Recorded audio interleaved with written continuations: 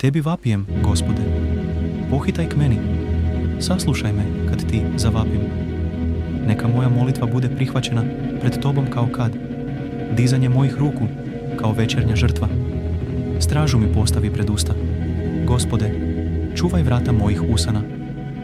Ne daj da mi se srce prikloni zlodjelima, pa da činim opaka dela s ljudima koji nepravdu čine. Ne daj da jedem njihove poslastice. Neka me pravednik iz ljubavi udari i izgrdi. Biće to ulje na mojoj glavi.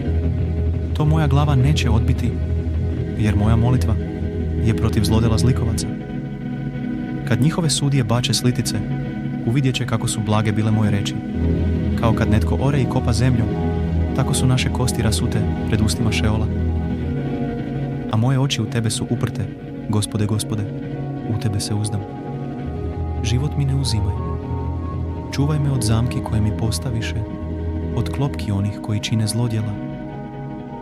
Neka opaki upadnu u svoje mreže, a ja onuda prođem bezbedno.